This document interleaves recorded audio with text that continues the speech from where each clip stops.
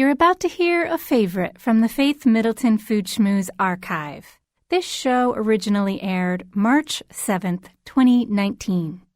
Off from my city, off from my home. We're flying up, no ceiling when we in our zone. I got that sunshine in my pocket, got that good soul in my feet. I feel that hot blood in my body when it drops. It's great to have you joining the party on the Faith Middleton Food Schmooze, inviting you to eat, drink, and be merry with us. We're at the Big G Gateway Community College in downtown New Haven in our culinary studios, part of their culinary department, 5 giant kitchens. You know the drill. We have coming up how to do an enchilada bake for a huge crowd. I mean, if you want to feed 30 to 130, we're going to tell you how to do it. And this recipe is really, really delicious. Plus, we're going to do the history of soda with flavors that I don't think you're going to believe. We're going to get to that in just a second. And with my treasured food buddies, senior contributors Chris Prosperi, Alex Province, senior producer Robin Doyen-Aiken. Hey, everybody. Hey, Faith. Hey. All right, here we go. Flavors of soda have gotten so amazing. I don't know if you've seen this. I don't think I've had a soda in about 10 years. It started to be this thing. I got very freaked out about health and then calories and whatnot. When I read about some of the history of soda, and I found the guest we're about to talk with, I thought, I'm going to get a whole bunch of these sodas and try them out. And I think you're going to want to also. No matter where you are on the health spectrum, soda is still one of the most popular drinks in the world. The question is it an urban legend about Coca-Cola and cocaine? Remember, that used to be that whole thing. What's the oldest American soda company? If we look across the world, how out there do these flavors get? Now, try and imagine some of that. I bet I'm going to surprise you. We're going to talk with the guy who knows almost everything about the history of soda, John Neese. He's in Los Angeles, so we're on the phone. He's got a shop, and he ships every imaginable soda flavor from his online store called Soda Pop Stop. John, welcome to the Food Schmooze Party. Well, thank you very much for asking me to join you. Oh, it's a pleasure. So to start with, is it true what they say that colas started out having cocaine in them and were kind of pharmacy related? Is that true? Oh, that's absolutely true. They were pharmacy delivered, and that's why soda fountains started in pharmacies. And if you notice, Coca-Cola took cocaine, the colas, out of their soda the year before I guess it was the FDA, Food and Drug Administration. Yeah, the year before. The question to ask is not that they did it, but why did they do it the year before? Okay, so what did they do with it? Was it it had to be a pharmaceutical, it had to be a pharmaceutical thing. Did they put cocaine in the soda as a pain reliever? They did not put it in. It was part of the leaf. Oh, I didn't understand that. It was right in the leaf. In the early 1900s, they did take the cocaine out of the leaf. Yeah, right, There was no okay. reason to have it in soda. Okay. I remember I have a sign actually from the old Coca-Cola company that says the ideal brain tonic. Pick me up. Well, early on, there was all kinds of things. Like there was 7-Up originally had lithium in it. Wow. Really? Wow. Oh, yeah, everybody was really happy. We had a much happier country back then. Let's all drink soda. Bring in the 7-Up, people. Okay, so first of all, what's going on with you and soda? How did this begin? Well, I tell the story that we were a little tiny Italian grocery store. What had happened was that the big chain stores bought the distribution channels for the independents. Then you couldn't compete anymore, and they were putting all the little independents out of business. So we were going broke, and we were looking around for something to do, and we decided on sodas. And, if you were buying a beer, you'd have to be 21 in California. But with a soda, if you could reach the counter and you had your money, you could buy it. Yeah. We should remind people that you're speaking to us from your store in L.A. How about the oldest American soda company? Because they're all over the world. Oh, my goodness. There was lots and lots of old soda companies. Dr. Brown's was 1865, something like that. Verner's started about the same time. The fellow in Detroit, he put his ginger in a keg and went off to war, and when he got back, he made a soda with it. So you have all these old companies right around during the 1860s. So when I was doing a little research in preparation for this, I came upon a factoid online. It said that Dr. Pepper is the oldest American soda company. Their first bottlers started bottling in 1891. They're not the oldest soda company. Dr. Brown's was older, from New York. Verner's was older. There's been different soda companies, a lot of them that started up in the 1860s, 1870s, that are still around. John, one of the things I did was go online, and honestly, it was hours and hours and hours. I was starting to have so much fun, and I couldn't believe the list I was compiling of soda flavors. Here's what I found. Pickle juice soda. No way. I found gum soda, ranch dressing soda, a bacon, chocolate bacon. These are both sodas.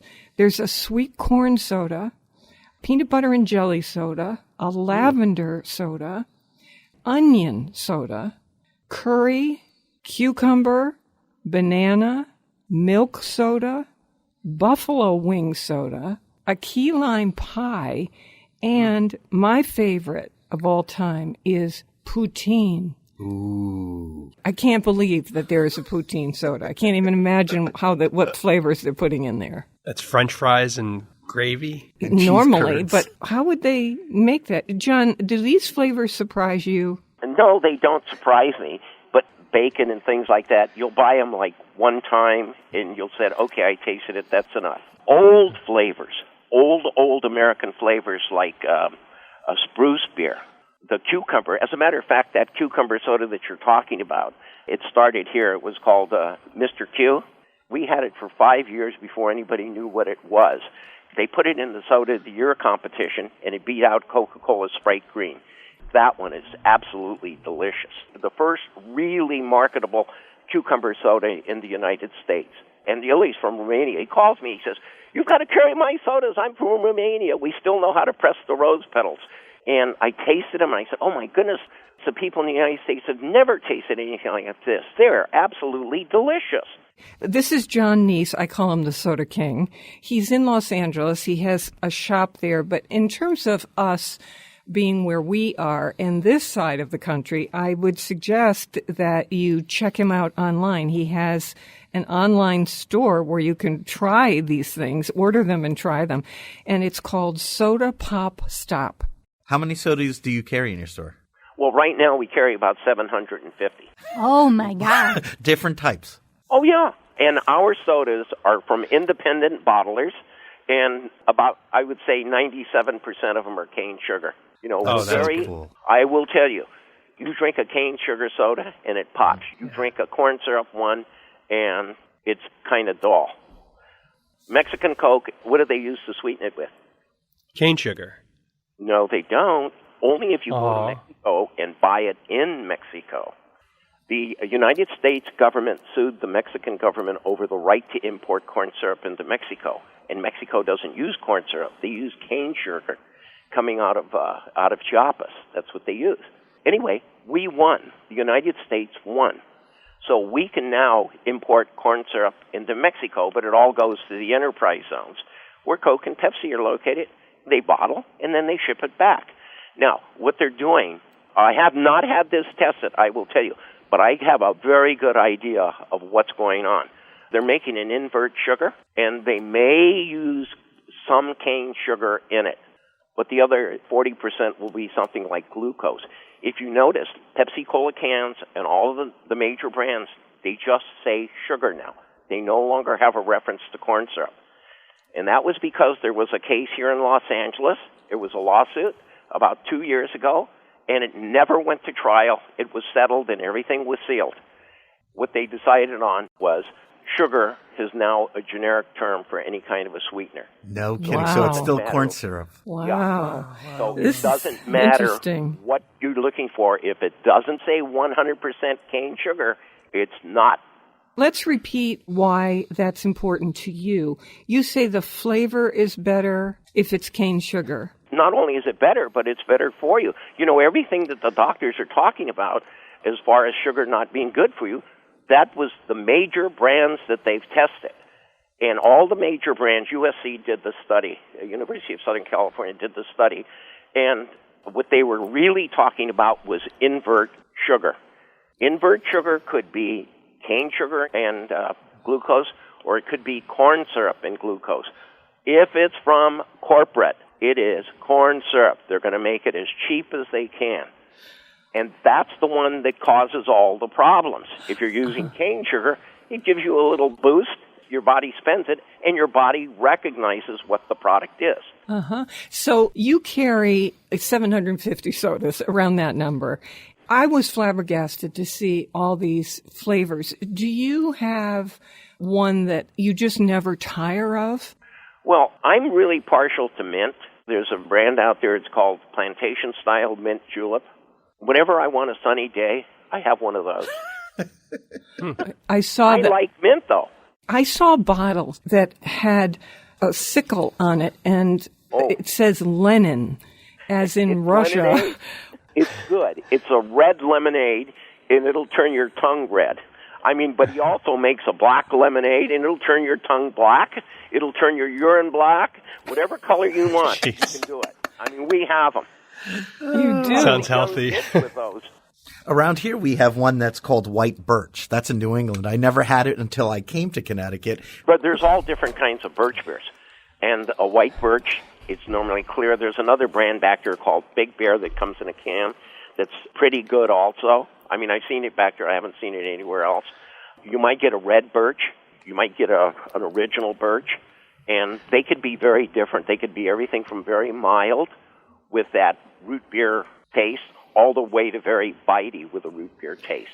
As a matter of fact, Boylan's has their birch beer, their original one, and then every once in a while they'll come out as a seasonal with a red birch, which is very creamy. So there's different kinds of birch beers. And by the way, birch beers was a predecessor to a root beer. So, oh my goodness, I have to tell you this. Had you have Fenneman's old-style English root beer on the shelves?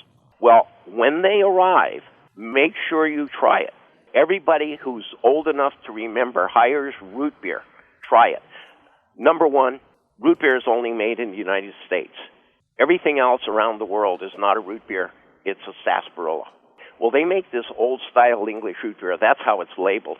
And I tasted it, and I went, oh, my goodness, this reminds me of the style that Hires root beer originally was. Today, if you can find Hires, it is not Hires. It is sweet, creamy, and flat. I just wanted to throw that in there if anybody's been looking for Hires root beer. So, Alex, if we could get our hands on that Fenneman's root beer, can imagine the dark and stormy cocktails that would make. Oh, yeah. No. No? If you're gonna do dark and stormy, you don't need root beer. You need ginger beer.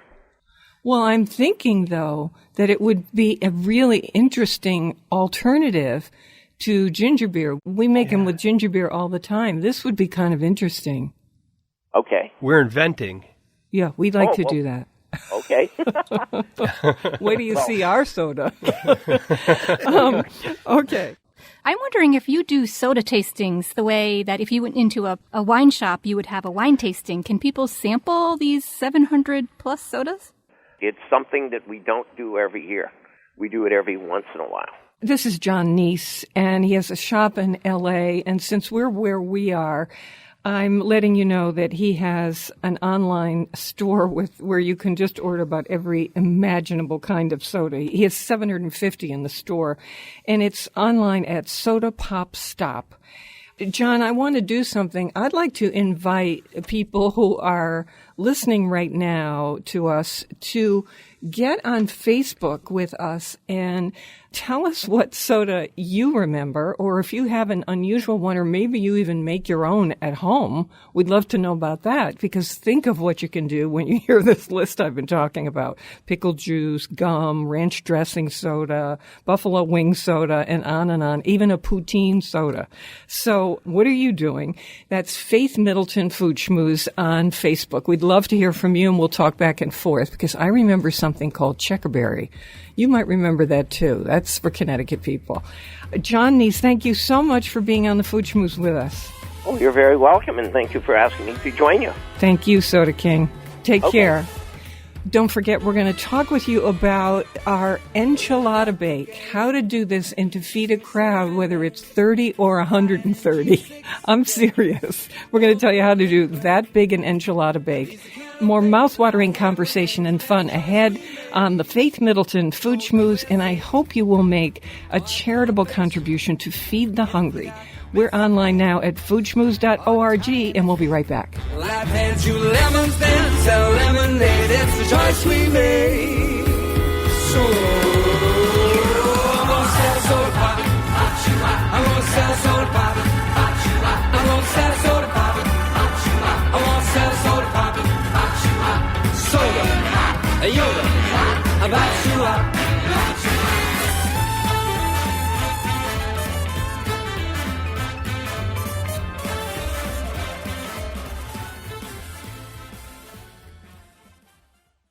You're listening to a rebroadcast of the Faith Middleton Food Schmooze. This show originally aired March 7th, 2019. Beans and cornbread. Beans and cornbread. Beans and cornbread. Beans and cornbread had a fight. Beans knocked cornbread out of sight. Cornbread said, now that's all right. Meet me on the corner tomorrow night. I'll be ready. I'll be ready tomorrow night. I'll be ready. I'll be ready tomorrow night. I'll be ready. I'll be ready tomorrow night. That's what Beans said to cornbread. I'm Faith Middleton, and wanted to let you know you can sign up for our podcast once, and then it comes to you, means you can listen on your schedule. So just go to foodschmooze.org to sign up for the podcast, or just type in Faith Middleton, and everything will come up. Okay, here we go. I'm with my treasured food buddies, Chris Prosperi, chef and co-owner of Metro Beast Restaurant in Simsbury, Connecticut, one of our wine brokers, and a big food guy, Alex Province. He's in a studio in Phoenix, KJZZ. Mark Raymond is away. Robin Doyanakin, of course, our senior producer. I wanted to share a couple of emails with everybody, so jump in and respond to these. And we've got a little phone call coming up with someone who is with an organization doing something that is so good. It's such a good idea. And then we've got a cookbook called Extra Helping. And these are recipes for a sense of community and caring. All that stuff is on the same theme. So we get so many emails, and we love to get them. And here is one from Gina Giuliano. And she says, I listen to your show every week. I hear you talking about gluten-free options, buying and eating locally. My husband and I own a small business making black garlic. They also make barbecue sauce and spice rubs and stuff. But I was so interested in this black garlic. Everything they make is gluten-free and vegetarian, and they're in Meriden, Connecticut. They make it in small batches by hand, everything. We hear about this, and I guess people really love their barbecue sauce, which their grandfather started making in 1932 in Kansas City. But this black garlic, we should explain what it is. This is Mac Brothers Gourmet Foods in Meriden, Connecticut. You just look them up online, and you'll see their barbecue sauce, spice rubs. But the black garlic is so interesting to me, and we tried it with a bunch of different things. Let's talk, Robin, because I know you really liked it too. Let's talk about how they do it. So there is a very special process to make black garlic. Now, black garlic is not a thing that grows in the ground. It is not a relative of other garlic. It is simply regular garlic that has been slow roasted for 44 days in a special kind of like garlic roaster. And it's really, seriously, more than a month. They roast garlic so low, and it turns black and develops, you almost think it's another variety or something, this flavor Yes. And it's, some people will say that whatever those health things are in garlic are called, I forget. They increase with such slow roasting over time, they claim. I don't know. But all I know is it is in Asian food, they use a lot of black garlic, and you'll see it in many dishes. You just don't recognize what's making that flavor. Is it soft, or is it still like a clove? It does turn very soft. It's almost like a creamy, melty kind syrupy, of. Like when you roast your own garlic in the oven. Yeah. And it's spreadable. Spreadable. It's like that. Yep. And it's very earthy. Yeah, hints of like balsamic, maybe tamarind, right? A little acidic but sweet. Oh, it's something. It's if you never had it, it's definitely worth getting. I didn't know there was people Imagine. in Connecticut making it. But I know. Boy, yeah, if you can get your hands on it, it's definitely worth it. So What do you do with it? What's the easiest thing to do? Mashed potatoes. Oh, yeah. Oh, my God, anything. anything. You can smear it on fish. Toast. We put it on some chicken. It would be good in sauces. So you can find these folks online at Mac Brothers, MAC, by the way, MacBrothersGourmetFoods.com. And they're right in Meriden, Connecticut, and you can try any number of their products. But anyway, thank you for writing in. Thank you for bringing us the black garlic for us to try. Yeah, thanks for sharing. Yeah, really, really good. Literally. Okay, so we've got some more emails to share with you, but we're going to place a phone call right now to Sarah Leathers, who is founder and CEO of something called Healing Meals Community Project. When this first arrived, I thought, what's this? And so Robin and I were looking at this, and we said, oh, this is a great organization. And they've teamed up with Whole Foods Market as a partner because Whole Foods wants to help Healing Meals. Listen to what they do. Sarah, are you on? I am, yes. Hi, welcome to the show. Thank you so much, Faith. Okay, so explain to us, if you would, what Healing Meals does as a community project. What's your purpose? We are a nonprofit. We actually have a dual mission. We provide organic meals to families who are going through a health crisis. We actually serve everybody in the family for 14 weeks, and each week, every family member receives 5 meals, and those are delivered by our volunteer delivery angels. But the other side of the work that we do is those meals are prepared by high school youth who come into our kitchen every week. They learn about healthy eating, they learn about communication skills and leadership skills, but more importantly, they learn how good it feels to give back to their community. And where do you do this? What towns do you serve? Our kitchen is located at our farm in Bloomfield. It's a 4-H farm. It's a 125-acre farm in Bloomfield. But from there, we deliver really 45 to 50 minutes in any direction. So we're in about 45 towns right now in Connecticut. Wow. And what would be an example of a particular health crisis? And give me an example of a meal. Sure. Most of our clients are dealing with cancer. But that being said, we have people who are coming out of the hospital with a situation where they can't get a healthy meal on the table for themselves or their family. We have people actually who maybe have a chronic condition that's a flare-up.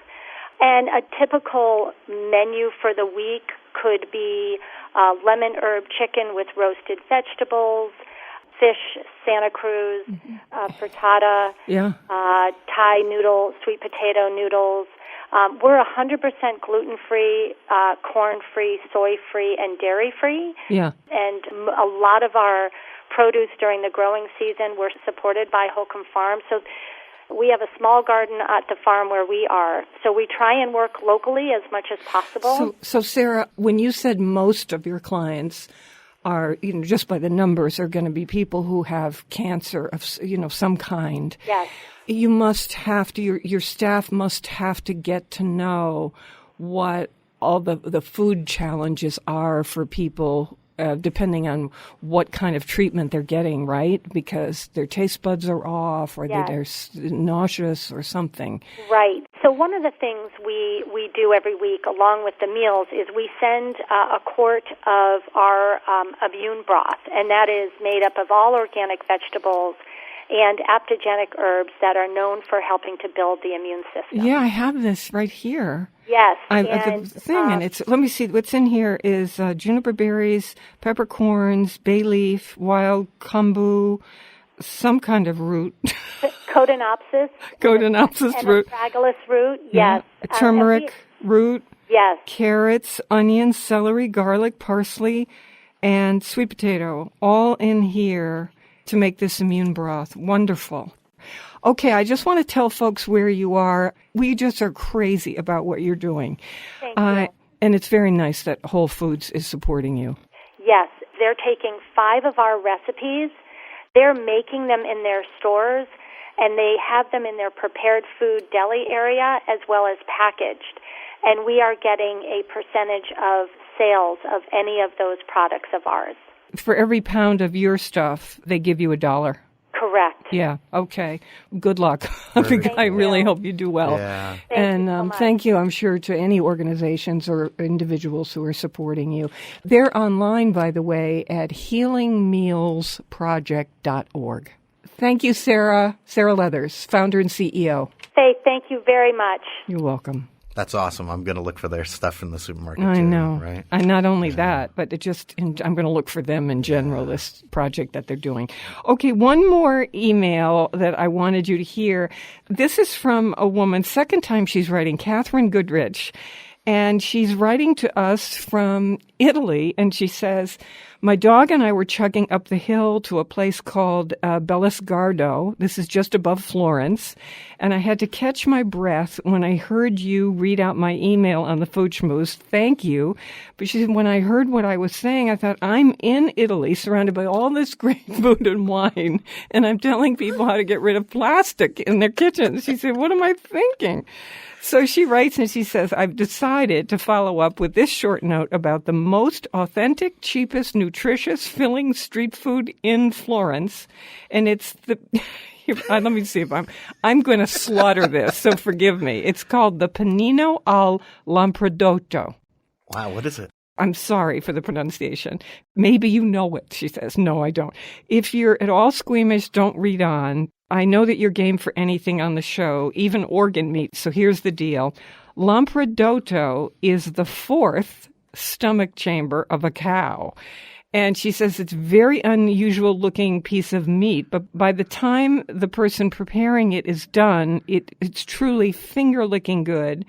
Don't call it tripe. It's another stomach entirely. So anyway, here's what they do. So they boil it in water with some tomato, carrot, onion, parsley, potato, and then the maker, in the street cart usually, forks it out of the pot very vigorously onto this steel tray with all the juice it can hold and slices it into these 1/4-inch pieces. And then you take this special Tuscan bread bun, and it's very crusty on the outside, and you slice it open, and the cart maker then dips the top in the hot brothy water and then loads the bottom with all the sliced so-called meat. And you can do it plain or season with salt and pepper or their green sauce or hot sauce. And then you squish the wet top on and consume it immediately in street food fashion, usually with a glass of Chianti, she says. She said it is so delicious, so cheap, so filling that it keeps you going all day, and it has fewer calories than a chicken breast. Oh, Catherine. Every time Catherine writes to us, I learn something. Something new. No, Yeah. she says if we come there, she will treat us. So... anyway, this is right near Florence, and again, it's Lampredotto, Lampredotto. This is all I can tell you. I just love that. I absolutely love it. Thank you for writing. Okay, coming up, we have this cookbook, Extra Helping Recipes for Caring, Connecting, and Building Community, one dish at a time, and we're going to tell you about a giant enchilada bake that you can do for under $2 a person, and it is unbelievably delicious.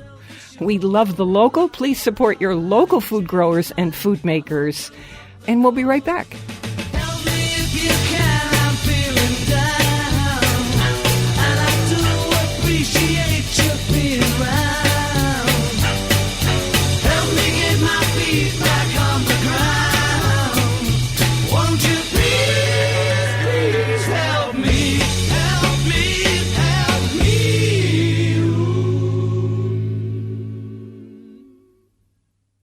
You're listening to a rebroadcast of the Faith Middleton Food Schmooze. This show originally aired March 7th, 2019. Oh, I get by with a little help from my friends. I get high with a little help from my friends. Gonna try with a little help from my friend. I'm Faith Middleton. This is the Food Schmooze Party, offering the richness of life and coming to you in Connecticut, Rhode Island, Massachusetts, and New York, including Westchester County, the East End of Long Island, the Hamptons, of course. The senior producer is Robin Doyen-Aiken, and you can, of course, talk with us on Facebook. We want to know about your interesting soda flavors, ones that you've tried and thought were either amazing or not so amazing. Maybe ones you're making at home yourself. Faith Middleton Food Schmooze on Facebook. Okay, I've been waiting for this. You probably know, if you listen to the show more than once, I love lemon stuff. So I love lemon zest, preserved lemon, lemon juice.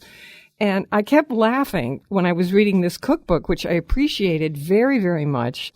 It's called Extra Helping, and you'll understand that title in a minute. These are recipes for feeding friends, community workers you appreciate, volunteers, people who are grieving. I cannot tell you how many recipes in this book have some part of a lemon in them. I can't tell you how many.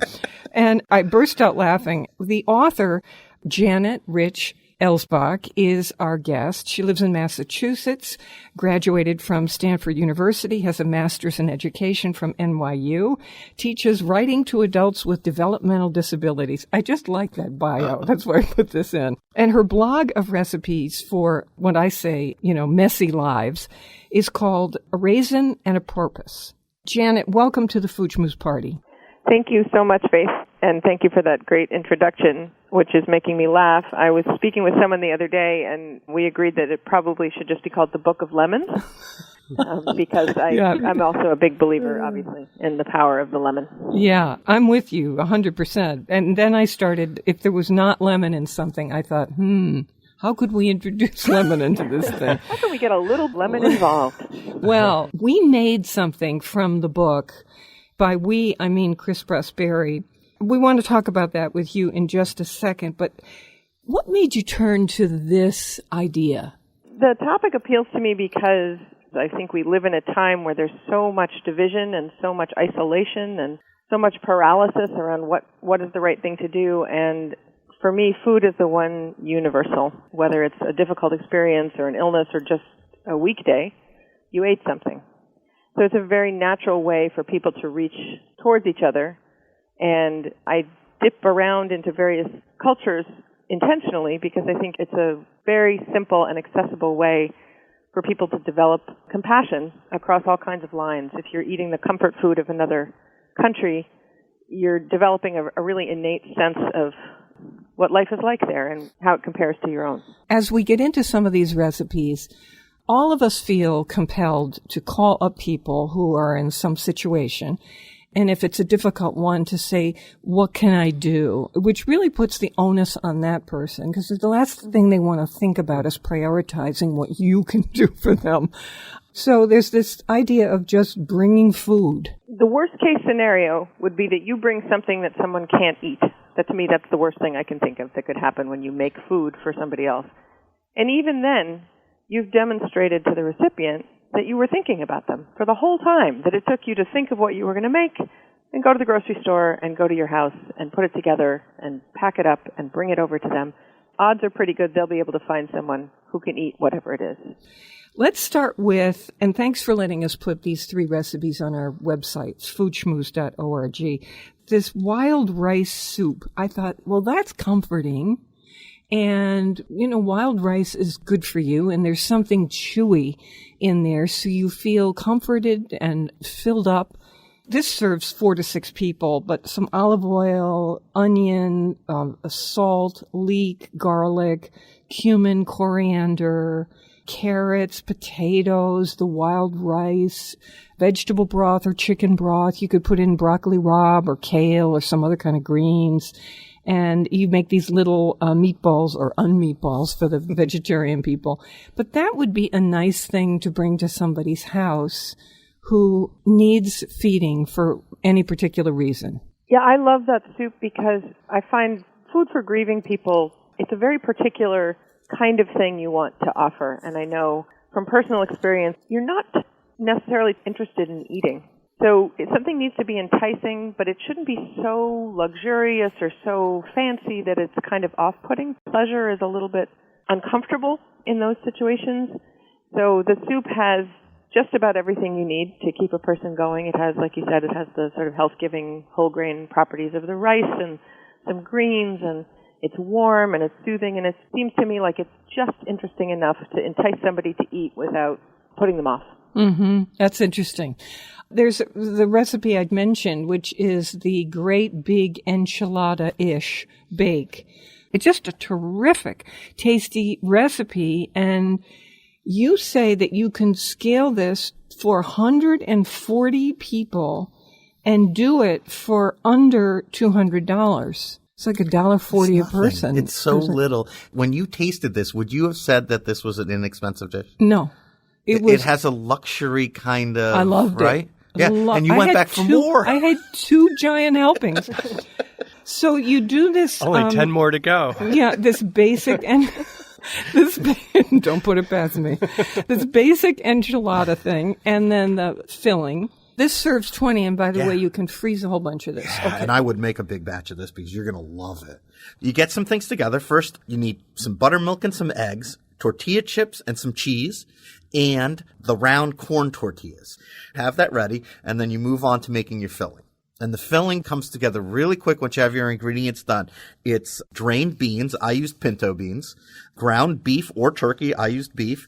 Cumin, frozen corn, little cans of the roasted chilies. Green chilies. Yeah, green chilies, which, again, so easy. A jar of salad olives. Those are the ones that you put in the martinis, right, with the little pimento into. Some cooked potato, diced up cooked potatoes. Again, get all this done ahead of time, and some fresh cilantro. Once that's all cooked, it just goes in a bowl and gets mixed together, put on the side. Then you're going to make your sauce. Make a lot of this because we were dipping the chips in this as we were putting them together, and we wish we made more because it's a great dip for the chips too. And the sauce is just some onions, garlic, cumin, ancho chili powder, tomato paste, a can of the fire roasted ground up or chopped tomatoes. This was a great addition. Some coffee. A little bit of brewed coffee goes in it. Oh. Instead of lemon, she uses lime in this one, but boy, it gives it a little zip. So sneaky. Yeah, a little maple syrup, chicken broth, salt, and fresh cilantro. Simmer it for 10 minutes. Boom, put it on the side. And it seems like it's a lot of work, but you're going to make a ton of this, so it's worth every bit when you get to the end. To put it together, like your regular lasagna pans, and this makes 2 of those, right? 13 by 11 pans or whatever those are. You spray it a little bit, which I just did with cooking spray, or you can oil it. Cut your tortillas in half, right? The round ones. And then you just like a deck of cards kind of like make a layer. To cover the bottom of the bottom of the dish. Then goes in your filling. Then a little sauce on top of that. Then some cheese. Then you do it again with the tortillas, right? Deck of cards, lay them out, another layer. Then you do the same thing again. Filling, sauce, cheese, and then this is where it gets really, now you're at the top. If there's a genius part of this recipe, this is it. Take your eggs and your buttermilk, you whisk them together, and you pour that over the top. You kind of let it seep in the ends, around the edges, and then you go back to your tortilla chips, bang them. This is actually the most fun part of it, because you get to crust the tortilla chips in the bag. And then you mix in what's left in your cheese. So it's just a little bit of cheese left over. You mix that in with the tortilla chips, and that goes on top of these. To make that crispy little crust. You let it sit like that for about 15, 20 minutes so it all gets nice and the stuff seeps in. Yeah, and then you bake it. And oh my gosh, it's like a custard that comes together in this with the sourness of the buttermilk, the little zing from those olives. I mean, every bit of this dish has purpose, and when you bring this to wherever you're bringing it to, they are going to feel the love behind this. So oh my gosh, we're I'm talking. Go back to bed. I know. Nice talking with you, That's all Janet. I need out of today. I don't need anything else. That's the whole thing right there. Somehow that's your epitaph. So this is Janet Reich Elsbach. She's author of this paperback cookbook, Extra Helping. These are recipes for caring, connecting, building community, one dish at a time. They're international from various cultures, if you want to put it that way, or ingredients from different cultures, which are now, everything is everywhere. Janet, I can't wait to hear from you. This recipe is on our website too, foodschmooze.org, along with information about Extra Helping. What is the purpose of that kind of custardy sauce that you pour over the top? To make people say those things. That's the purpose of the custard. To make people eat it and be so happy. Well, that recipe came originally from a Molly Katzen recipe, and she's sort of one of the to me, the kind of the prophets of comforting food.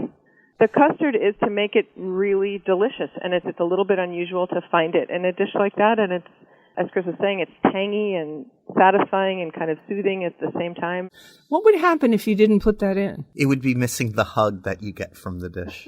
That's what it is. And feeling it gets in your mouth, it's like a big hug. Would it affect the moisture? Yeah, it would affect everything. It would affect everything. And I think it's one of those things that if you made this dish without it, it would still be a good dish. You would still say, wow, I like it. Because it has all those things, those little flavor pops in it. It has some cheese. So it has everything going on.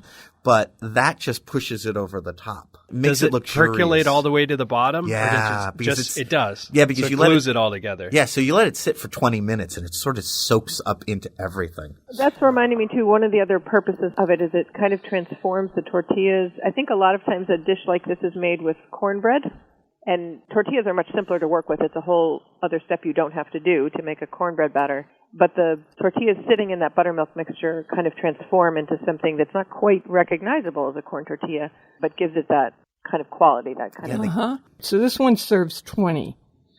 So you're making, 10 cups of sauce. You're using 36 corn tortillas.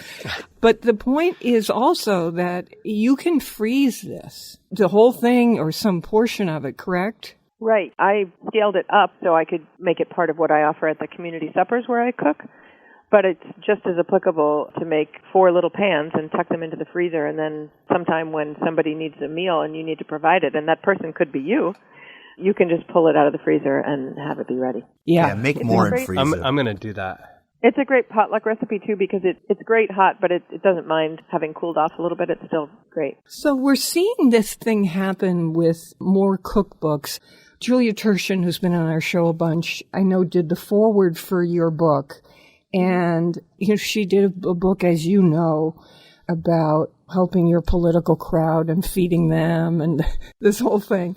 And more of these books are coming out now that have to do with this sense of community, just like yours.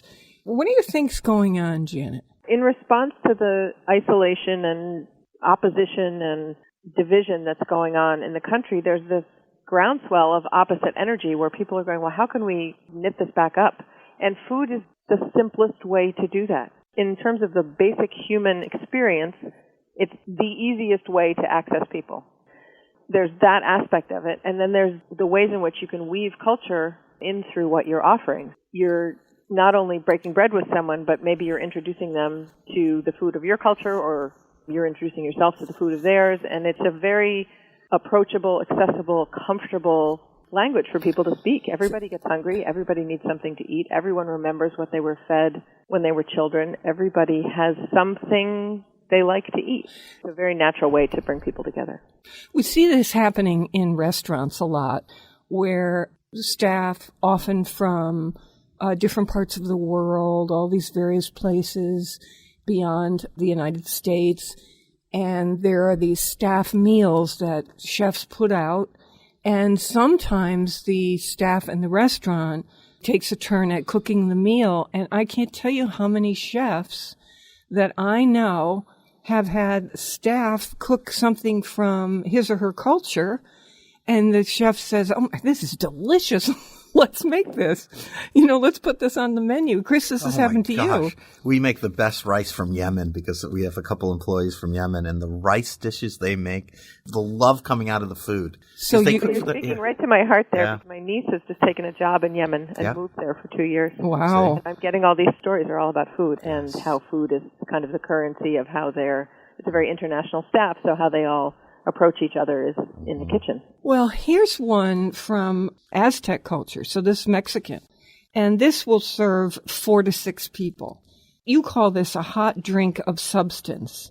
Approaching someone who's maybe reluctant to eat or doesn't have much appetite, you have a limited window in which to give them the sustenance they need. So atole is a great way to approach that kind of situation. It's very soothing, but it has a good amount going on in it, just the protein from the milk and a little bit of substance from the grain, and it's warm and can be punched up with spices or done just very subtly made delicious so that it's just appetizing enough to get someone who may not have much of an appetite. So in India, this would be a chai, which is it's also at my breakfast table every morning. You know, that's what I drink. So here we have one from Mexico. It has spices and heat and, milk or oat milk, sugar and cardamom and chili and zest. You don't even ask of what. It's like in this case, it's an orange zest. This is my citrus pal on the phone here. Mm-hmm. I love that kind of thing. It's just so different. Imagine bringing that over to anybody's house for any reason. It would be just so fun to get that. Both its difference and its similarities are what struck me. A lot of these things, rice pudding and congee and this recipe, the more I started to delve a little bit into their origins, the more I could see it popping up in one form or another in various cultures. Faith, speaking of bringing stuff over, what's the etiquette to showing up to someone's house that's grieving or, because I'm always shy of just showing up unannounced or calling people, or even if you're thinking of someone and they're not grieving, just bringing over food? That's a wonderful question. I have no special wisdom about that. I share your concern of not wanting to interrupt, but also I think it's maybe it's okay to drop off something, that happens. People stop by and say, I don't want to take a minute of your time thinking of you leaving this for you. What do you think, Janet? You're right on the money there. That I always say that the most important thing other than cooking skills, which are kind of secondary, the most important thing to bring to something like that is a little bit of curiosity and not a lot of talking. So even if you leave it on someone's doorstep, they can still have that experience of, well, this person thought of me the whole time that they were getting this ready and bringing it over. They were thinking of me. I was just reading an article, it might be the New York Times, and it was about how to express what we call condolences if someone has lost somebody. And what I took from the article was that maybe the best thing that you can say or communicate to a person is the idea that anything that grieving person is feeling at any time is okay. I would speak also to Alex's point, which I think is so important. We tend, in response to the feeling you've just identified, I don't know what to do. I don't know if they want it. I don't know what they eat, can contribute to a kind of paralysis, and people don't do anything. Mm-hmm. And that is so isolating for people who are having an experience of illness or loss or even joyful experiences like having a baby. When you feel isolated, the difficulties are compounded. So even the simple gesture of just leaving it on the doormat, you've thrown a tiny little lifeline to that person and just let them know that they're not by themselves. They're not alone. And that is 5 million% more important than what you bring. And I love that. People will tell me, well, I don't know how to cook, or I only know how to make brownies, then make brownies. But show up, because that is so important. This is Janet Reich Elsbach. Her book, as you'll see on our site with the 3 recipes we were talking about, is called Extra Helping, Recipes for Caring, Connecting, and Building Community One Dish at a Time. Thanks so much for being on the show. Thanks so much for having me. This was really a pleasure. And thanks to my buddies here. And never eat more than you can lift. In New Haven, I'm Faith Middleton.